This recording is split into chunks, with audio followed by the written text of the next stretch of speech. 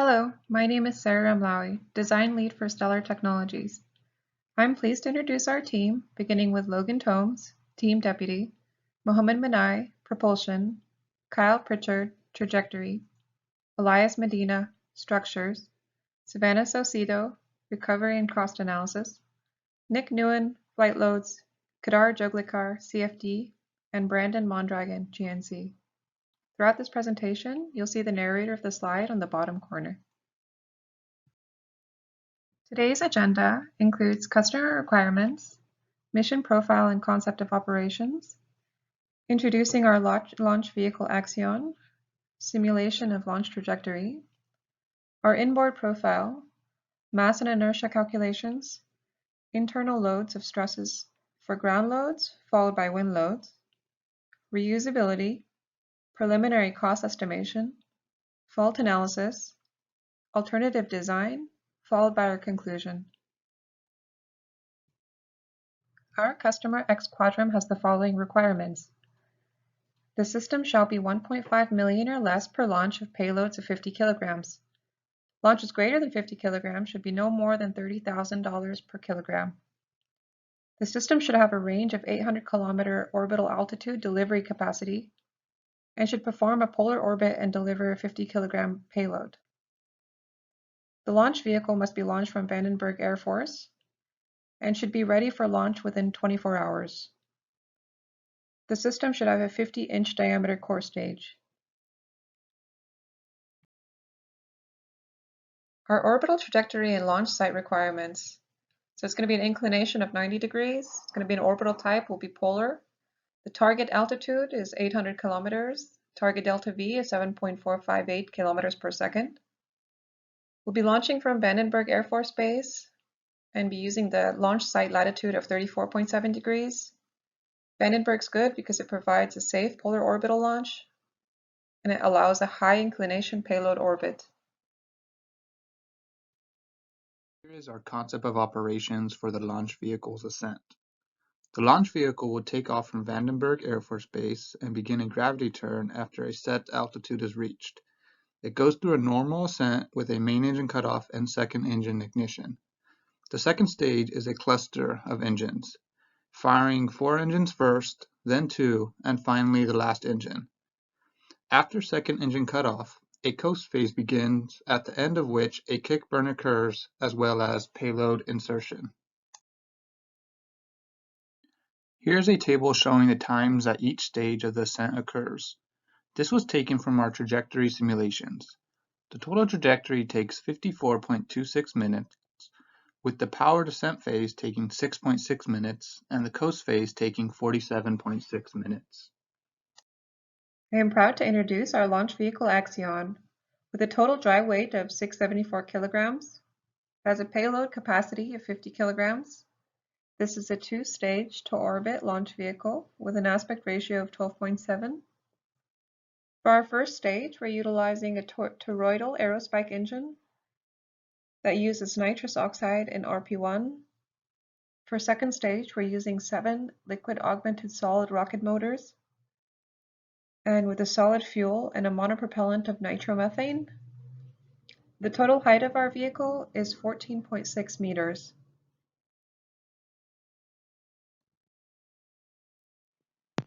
Moving on to the payload integration concept of operations. So the payload will have standard interface plates that will attach to the launch vehicle.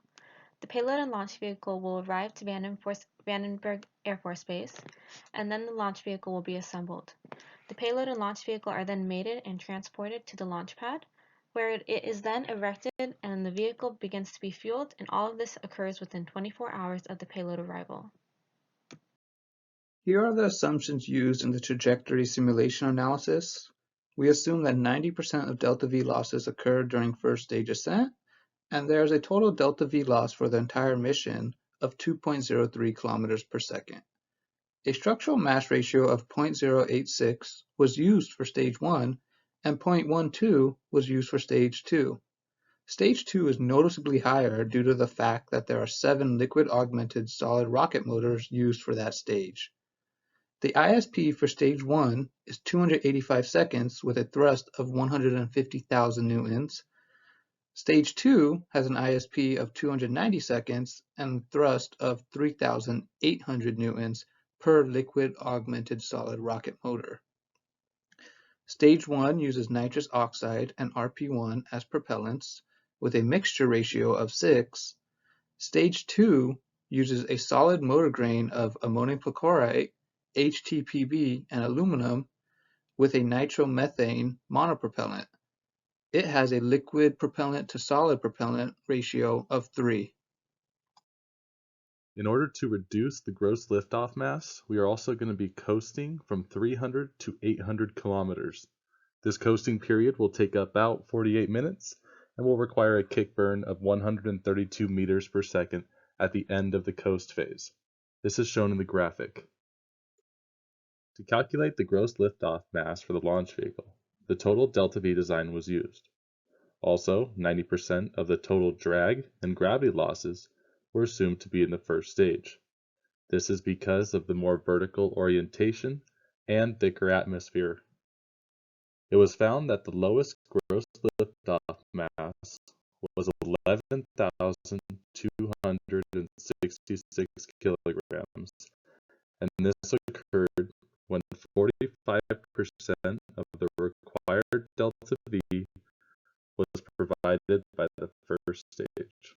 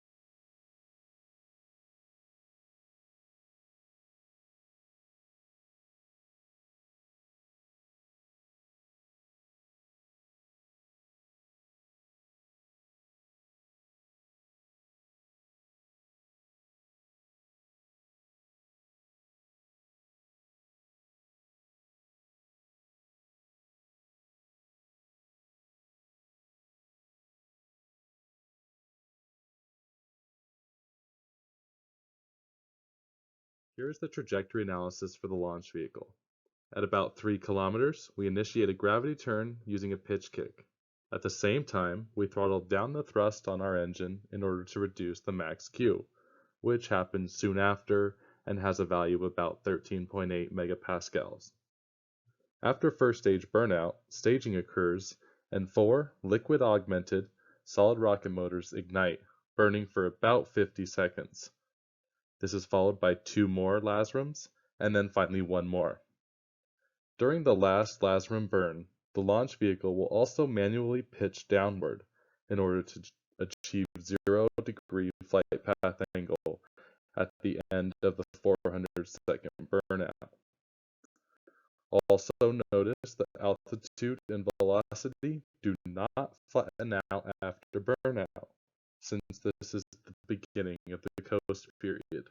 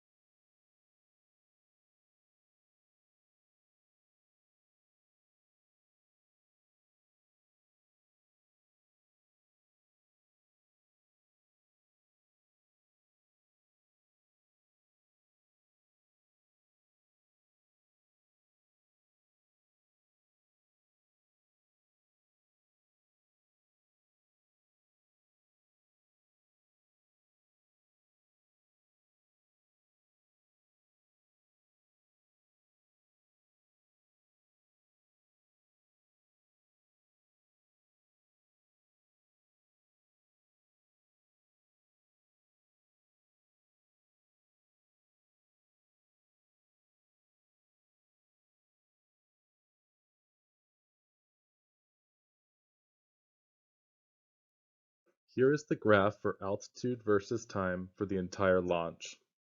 As you can see, burnout is only a small portion of the total duration, which is about 53 minutes. Likewise, here is the velocity versus time curve for the launch vehicle. As you can see, after burnout, the launch vehicle slowly loses velocity, which requires a small kick burn at the end of the coast phase. Here's a diagram of Axion's inboard profile. On the left is stage 1. It has a total height of 11.2 meters with a diameter of 1.14 meters. The nitrous oxide tank is placed above the RP1 tank. The RP1 tank also has an internal conduit that runs through it. On the right side is the second stage with a tapered inner stage. It has a total height of 3.38 meters. The tapered inner stage has diameters of 1.14 meters and 0.896 meters. Here is the inboard profile of Axion's nose cone. It has an elliptical profile with a diameter of 0.896 meters and a height of 1.259 meters. It has a surface area of 5.14 square meters with a mass of 18 kilograms for the fairings. It is capable of storing a 50-kilogram payload. So this is our first stage feed system. We need to make sure that our system is pressurized. We are using helium tank to pressurize the RP1 tank, but we are not using it for the oxidizer because we are using nitrous oxide, which is basically a self-pressurant oxidizer. We are also using a pressure regulator to make sure that we have the right pressure of helium that is going to the tank. Also, we will be using an electric pump And this electric pump basically is gonna pump the fuel and oxidizer to the combustion chamber.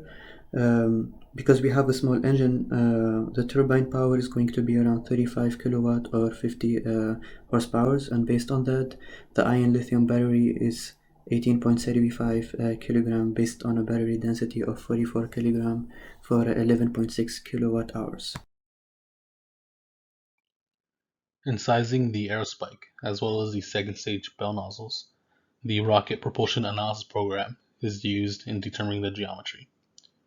However, since the program is only used to size traditional bell nozzles, our aerospike is represented by a 12 bell nozzle configuration.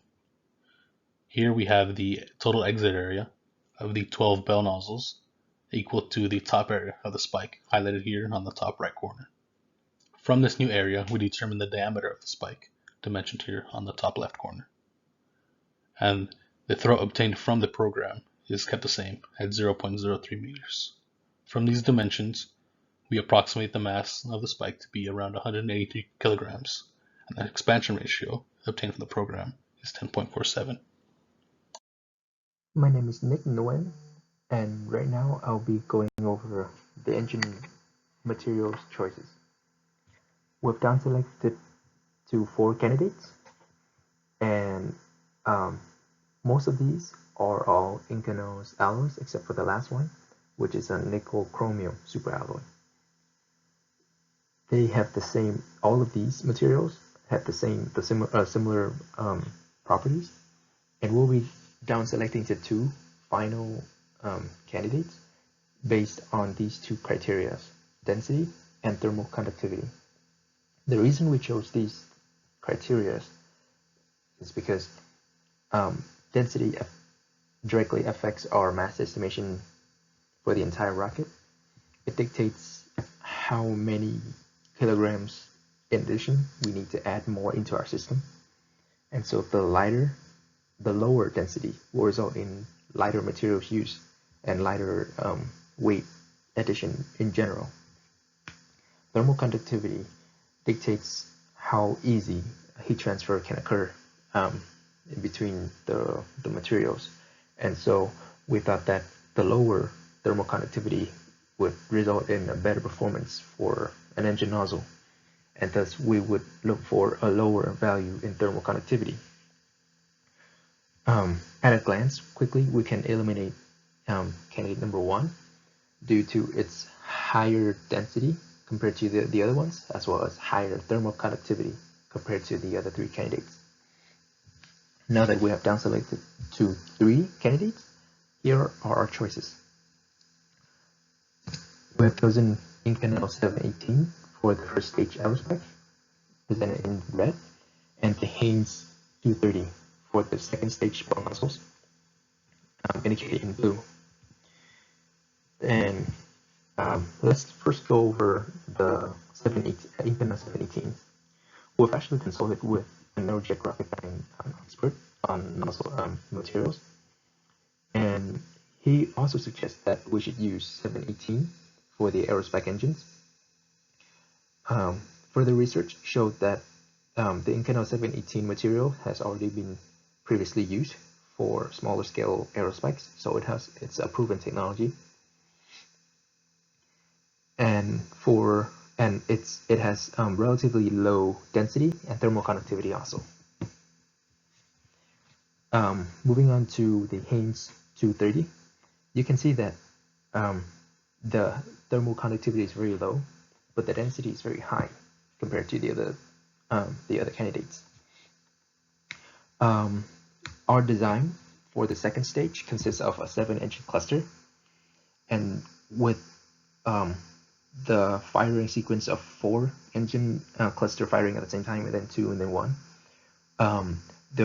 We thought that the thermal generated from the fume, as well as thermal radiating surrounding the surrounding the nozzles, will be really immense, and so we need to tackle this thermal issue.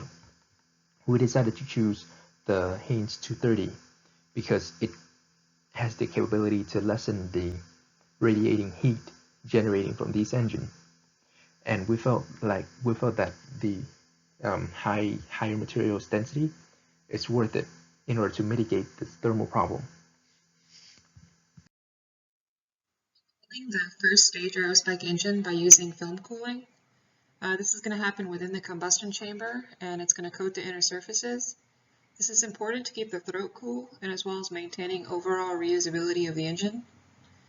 Secondly, we're going to be doing oxidizer cooling channels.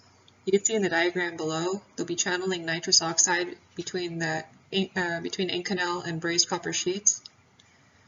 We're going to be putting a manifold in the outside of the throat, also to help keep it cool, as well as the bottom of the spike, where we see peak temperatures.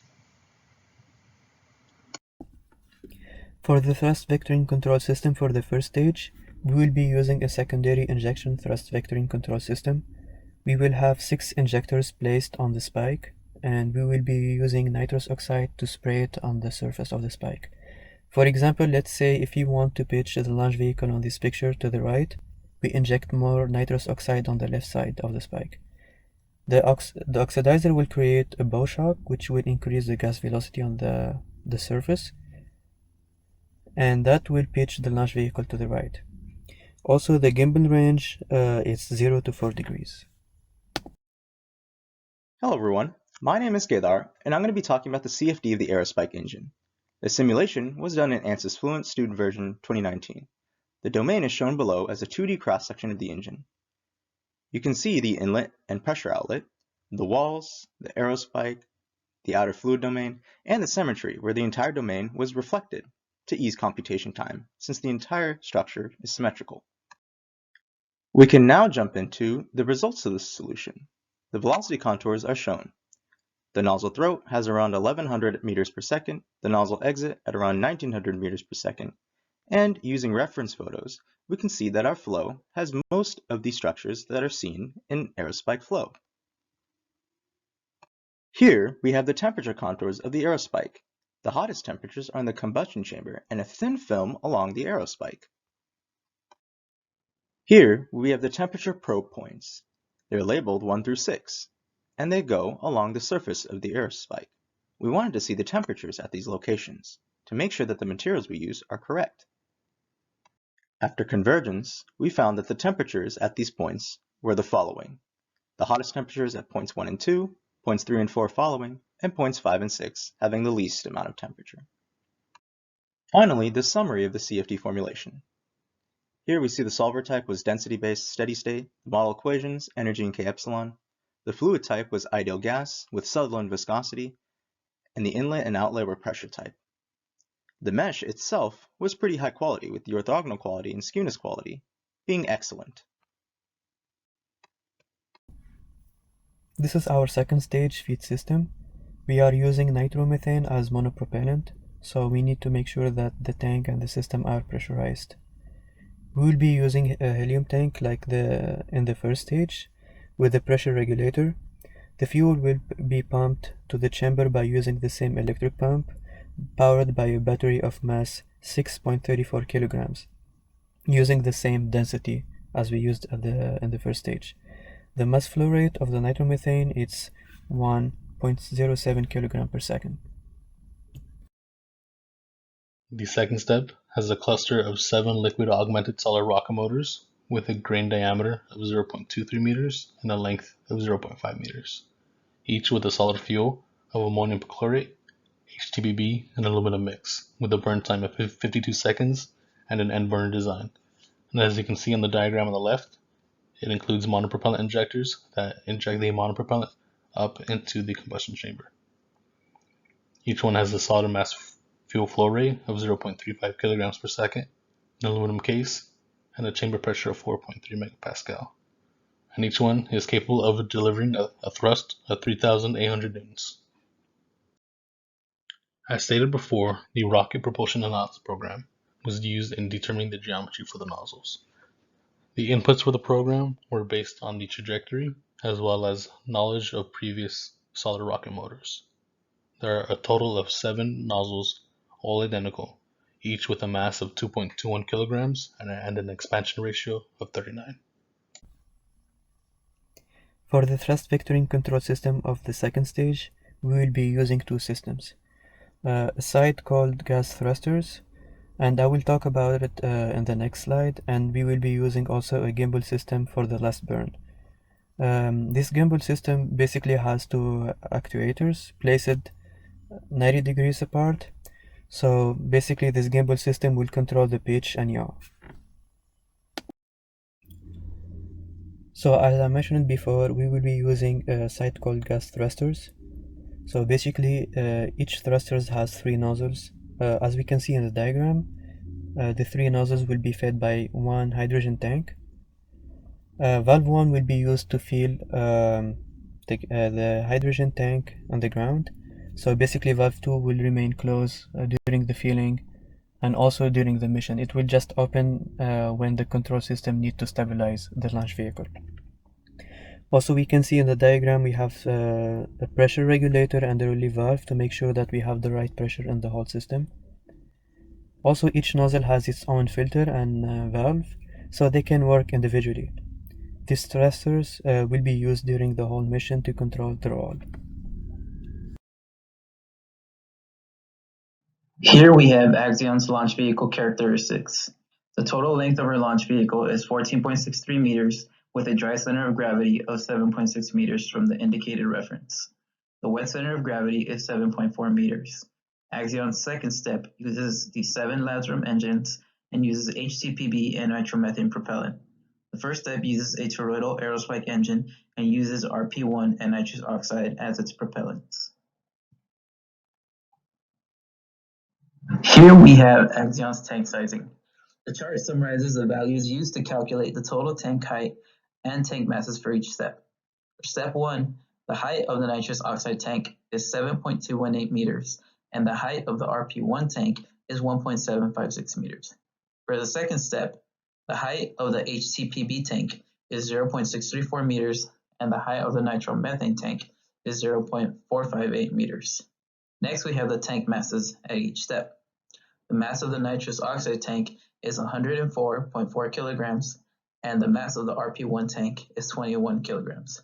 For step 2, the mass of the HTPB tank is 13.02 kilograms and 4.486 kilograms for the nitromethane tank. Next, we have a picture of the dimensions local center of gravities for the internal and external layouts of the Axion launch vehicle. These values were obtained from our CAD model, and the values of each component are later used for mass and inertia calculations. Here we have a list of the components included for the mass and inertia calculations for step 1. The mass and distance from the reference point on the right is shown for each component. Overall, the total inert mass for step 1 is 490 kilograms, and the loaded mass is 10,408 kilograms. Next, we have a list of the components included for the mass and inertia calculations for step 2. The mass and distance from the reference points shown on the previous slide is shown for each component. Overall, the total inert mass for step 2 is 185 kilograms, and the loaded mass is 703 kilograms. Here we have the total moment of inertia values for the Axion launch vehicle. The total loaded value for roll is 3,598 kilograms square meters.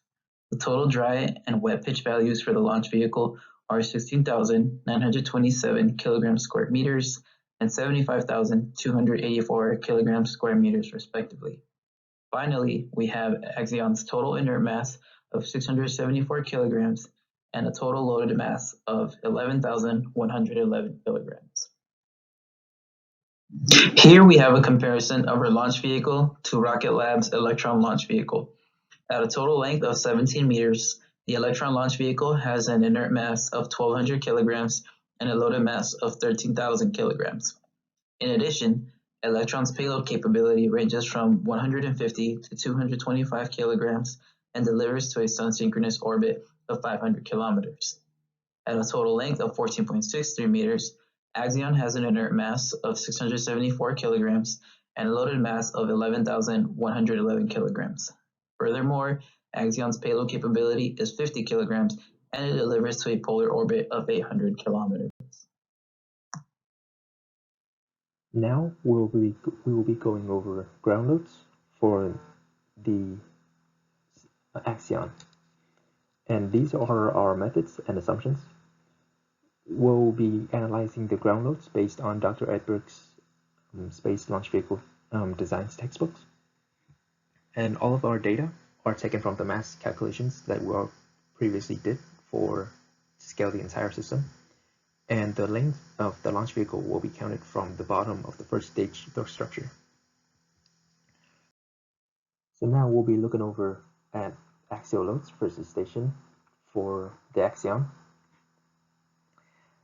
As you can see, each of the segments of the plots will be corresponding to the segments of exterior of the launch vehicle represented below. It's not matching really well, but we have had some scaling issue with the picture, but everything should be right.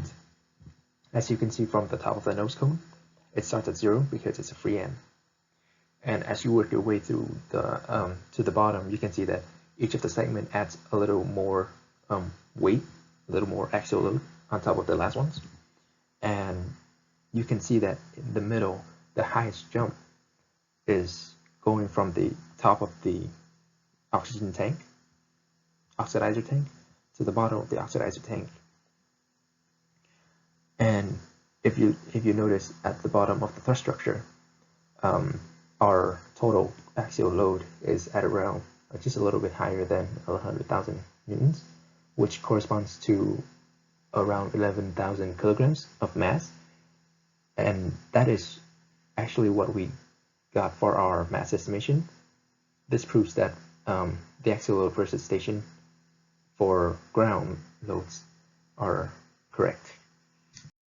Similarly, the shear loads versus station would exhibit the same trend compared to the axial loads, just because at the top of the structure, at the top of the nose cone, you will see the least shear, and as you work your way through the bottom, the shear loads are added towards the upper ones, and so as you move down the length of the launch vehicle, you will see that at the bottom it exhibits 40,000 newtons of shear loads. We think this is reasonable because it's less than the results of the axial loads, and there's no anomaly in our trend, and so we thought that this is an acceptable result. And the same trend continues through our bending moment versus station plot, and as you can see that it starts off at 0 on the nose cone, and it exhibits the highest bending moment jump difference in the middle section of the rocket at the oxidizer tank, and it peaks at the bottom of the thrust structure of the first stage at around 500,000 Newton meter. Similar to ground loads, we'll be using Dr. Edberg's book and our mass estimation and trajectory data for this flight loads calculation. And for flight loads, we are looking at the maximum dynamic pressure that it will go through during this entire mission. And for max Q, it occurs for our trajectory. It occurs at the altitude of 3.581 kilometers up from sea level, and at that altitude, it's traveling at Mach 0.64 or 192 meters per second. The dynamic pressure that it's experiencing at max Q will be 13.8 kilopascal, and due to propellant consumption, at that point it will be 2,000 kilograms lighter than before ignition. From our trajectory plan, we saw that the rocket will be traveling at an angle of attack of 10.4 degrees, and this will result in an axial acceleration of 0.96 g's. For axial loads at max q, it should have the same trend as the axial load on the ground, except for at the bottom, because it's a free end also. The thrust structure should exhibit 0 axial load.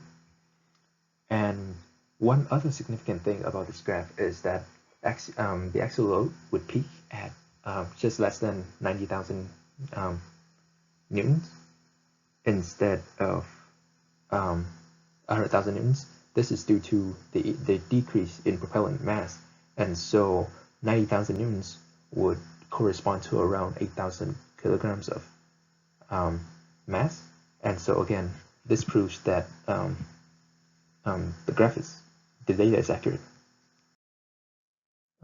So moving on, this is shear loads during max Q, and following the shear loads on ground, as you can see, the trend starts off very similar to the ground loads. As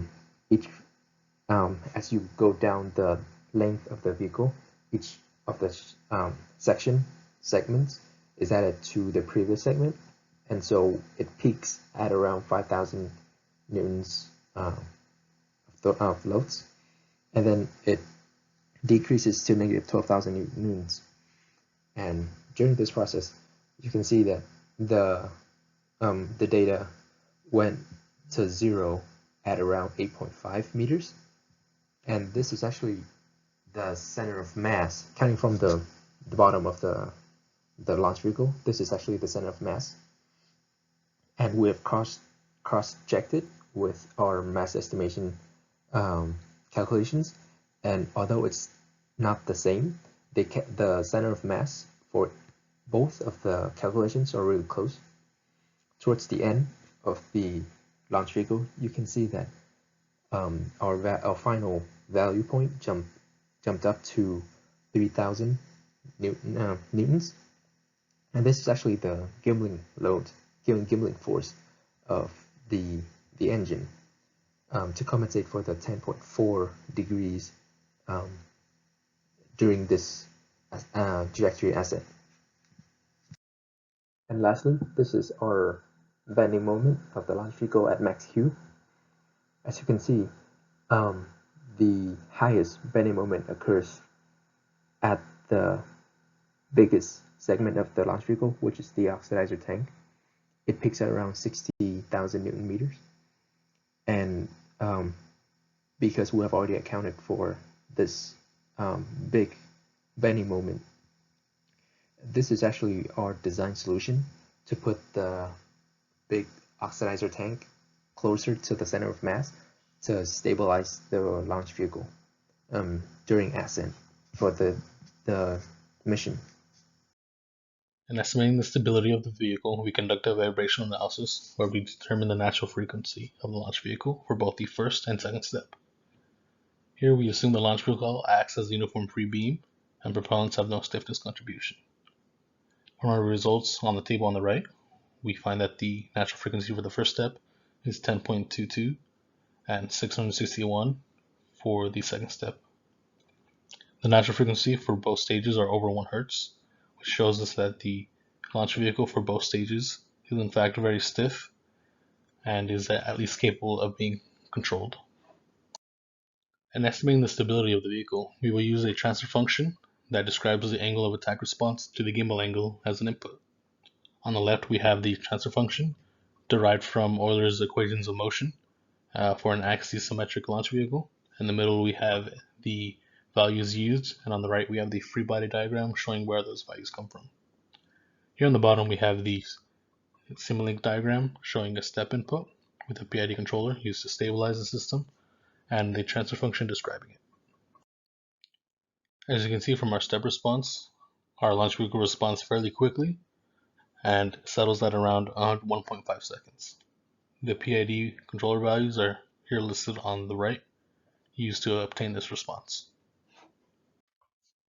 As you can see from our Bodhi plot, our phase never quite reaches negative 180 degrees, so we will always have a small gain margin, indicating that our system will always be stable.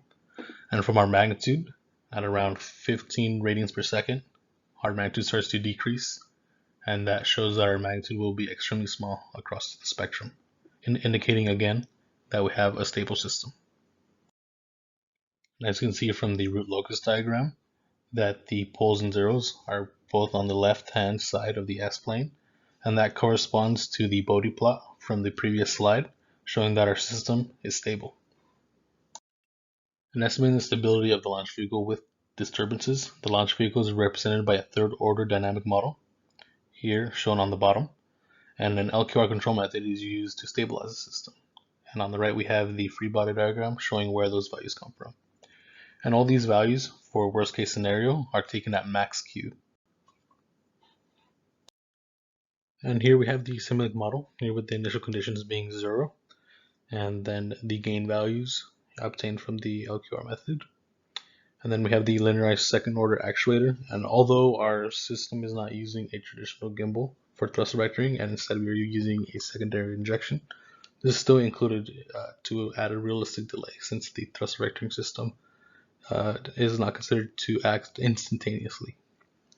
Then we have the state space model, outputting to the pitch rate, and the drift. Right here in the graph, you can see the pitch angle in blue, and you can see there's a 4.5 degree disturbance due to wind gust at max Q. You can see it slowly decreasing, and below that we have the pitch rate in yellow. You can see there is an initial climb, but that is due to the wind gust physically moving the launch vehicle. But you can see it is quickly counteracted by the thrust vectoring system, and the whole system seems to be stable and back to its initial condition at around 1.5 seconds, indicating that our system responds within a reasonable amount of time. We also determined the percentage increase for the payload when the launch vehicle was airdropped at both 40,000 feet and 200,000 feet, traveling at a speed of Mach equals 0.5.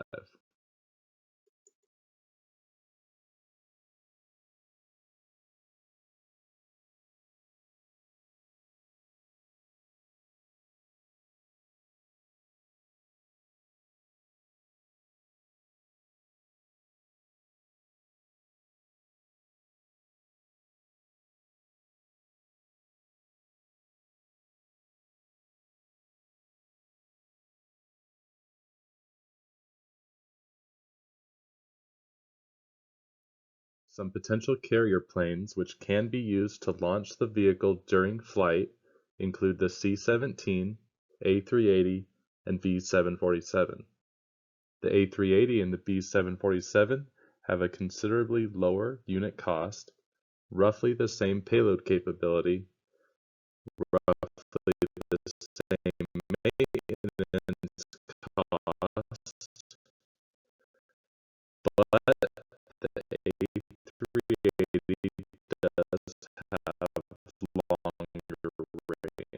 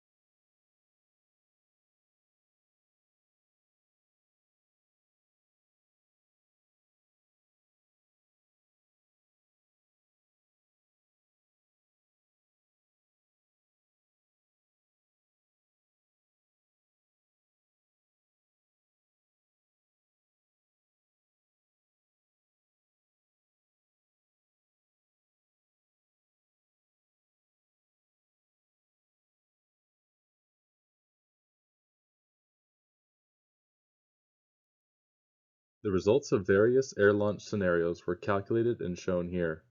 First, we used the normal ground launch at Vandenberg Air Force Base as our constant, then compared an air launch at 40,000 feet, essentially above Vandenberg.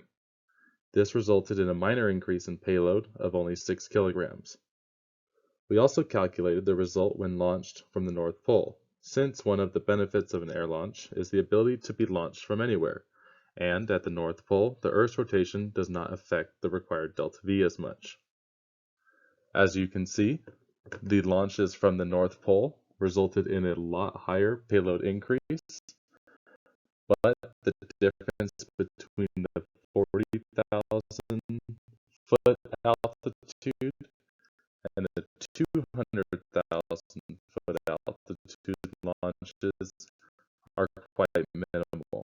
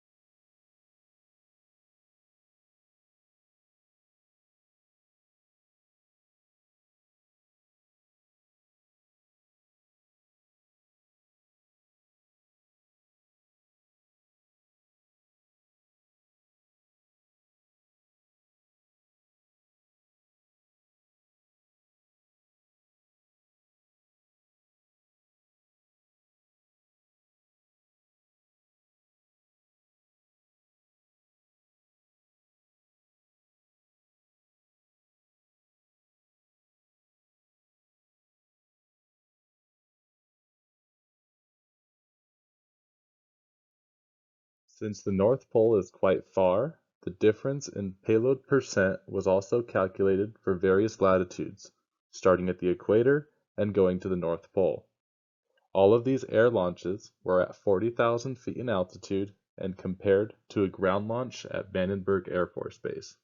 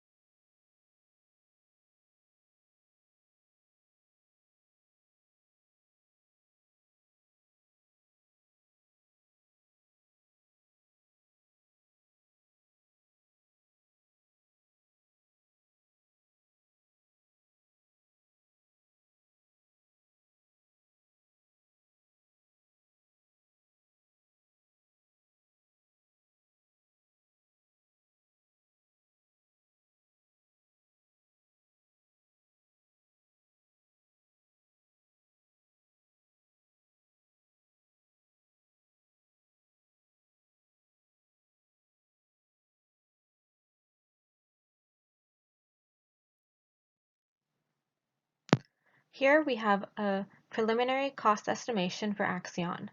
The first stage total cost is $4.41 million and the second stage is $1.7 million for a total cost of $6.16 million. It is important to note that this excludes development, manufacturing, assembly, and integration and test costs.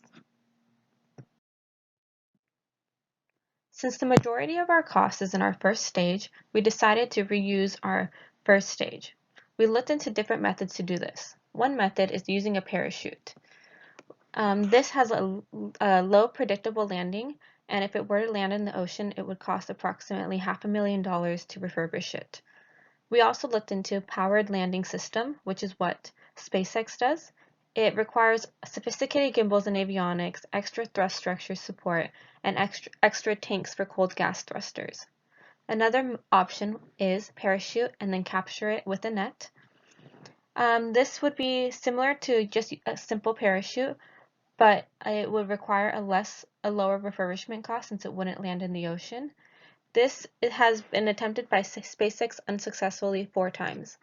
Our last option we looked into was mid-air retrieval, which has successfully been done in the past many times, and it has a low cost of $3,500 per hour for a helicopter. The method we decided on was mid-air retrieval using a deployable parachute. We chose this because it is the most reliable, it is cost-effective, it requires the least amount of refurbishment, and it also adds the least amount of mass to our launch vehicle. The Mode 147 Lightning Bug completed this successfully 2,655 times out of 2,745. We will be using a main canopy and a drogue canopy. Both these parachutes were used by the Mode 147 Lightning Bug Recovery and can be found at Airborne Systems Company. The drogue canopy has a diameter of 3 meters and the main canopy has a diameter of 19 meters. And combined, they have an added mass of approximately 35 kilograms. Our total cost was calculated using a paper titled Cost Estimating of Commercial Small-Sat Launch Vehicles. We used this paper because their method predicted the Falcon 9 cost with only a 13% difference. Through this, we calculated our hardware to be $6.16 million, our development cost to be $6.77 million, and our manufacturing, assembly, integration, and test work to be $37.7 million. The hardware cost is based on the masses of subsystems. The development cost is based on subsystem cost and professional association, so that includes management. And the MAIT cost estimates work on test models such as design model, engineering models, qualification models, and flight models. As previously mentioned, we will be recovering our first stage. So prior to atmospheric reentry, we will impose the same hot fire testing processes of containment, and this will protect the engine. Following recovery, the engine will need to be secured to prevent possible damages due to external contamination. And then post-flight, the procedures that we will be including are hydrocarbon mitigation and heated nitrogen purges. So here we have the propellants that we have selected for our launch vehicle. We are using RP1 and nitrous oxide for the first stage. Both are storable at room temperature. Nitrous oxide is a self-pressuring propellant, so there is no need for a helium tank. For the second stage, we will be using a solid fuel, which is HTPB, ammonium perchlorate, and aluminium. It is a very common fuel too, and it is storable. And also we will be using nitromethane, which is a monopropellant, and also it is storable at room temperature, and it is not toxic. All these propellants were selected based on the ready to launch in 24 hours requirement. So this is our propellant cost calculations. We need to make sure to keep the cost per launch below 1.5 million. For the first stage, RP1 and nitrous oxide will cost around $56,300. For the second stage, the cost of the nitromethane and the solid fuel is around $4,700, which will bring the total cost of the propellant to $61,000. For fault analysis, we looked at 3 possibilities of off-course trajectory. 1, a failure of altitude sensors. We'd have 3 sensors on board, and the flight computer will continually monitor each one and decide between the 2 closest values. Also, failure of the attitude control systems. We'd have 2 IMUs on the first and on the second stage. In case of ultimate failure, we'd resort to range safety, which is the self-destruction measures with the prima cord surrounding the fuel tanks in the case of a vehicle going off course and we're no longer able to control. Second fault analysis we looked at is preventing overpressurization. We would make sure to have redundant pressure relief valves. Next set of fault analysis we looked at is electronic systems failure. We'd have 2 flight computers on board, greatly reducing the risk of losing our flight computer. We'd have dual power source for the flight computers. We'd have a redundant parachute deployment. and each would be connected with its own independent wiring circuits. Actuation systems shall have redundant electrical circuits. And in case of ultimate failures, we would resort into what we mentioned before, using the Prima cord. Here is an alternative design for the launch vehicle. This is in case the aerospike engine used in the Axion design does not meet the required performance characteristics. The second stage for this design is similar. It will still consist of 7 liquid-augmented solid rocket motors using the same solid fuel and liquid monopropellant. Stage 1, however, will be changed to a solid rocket motor, as it is a well-known design and can be easily stored. The gross liftoff mass for this new design was calculated to be 21,438 kilograms and has a propellant cost of $400,000. The structural mass ratios were 0.08 for stage 1 and 0.11 for stage 2. The main problem was that the max Q for this design was extremely high at 144 kilopascals. Here is the trajectory for the alternative design. A manual pitch change is used instead of a gravity turn, and as shown in green, the max dynamic pressure is extremely high. This will be analyzed with thicker walls or with a different grain pattern to lower the thrust. Here we have a cost estimation for our Architecture 1, the alternative design. Our total cost for our first stage is $9.41 million. Total cost for the second stage remains the same at $1.75 million, so the total cost would be $11.16 million. The solid motor propellant cost would be about $400,000. So in summary, Axion's key highlights would be that we have a gross liftoff mass of 11,000 kilograms. At max Q, we're seeing 13.8 kilopascals. The overall cost of the vehicle is $6.16 million. Our mass fraction is 0.086 over 0.12, and the current design margin is 25%. So why aerospike? We have a relatively constant thrust. It's more effective in low altitudes. And for our thrust vector control, we have additional injectors in the spike to allow for 4 degrees of gimbaling without the added weight of a structural gimbal. Second stage, we will include a single mechanical gimbal in the center engine, and we'll also include 2 cold gas thrusters for roll control of the first and second steps. For vibrations and stress, we're allowing throttling to reduce the maximum dynamic pressure. And lastly, we have an alternative solid motor design in case we don't see the engine performance that we wanted to see during engine testing. However, currently we're seeing high dynamic pressure of 144 kilopascals at max Q. So this would be further addressed down the line, doing more trajectory analysis and also sizing the appropriate wall thickness. Thank you for listening to our presentation.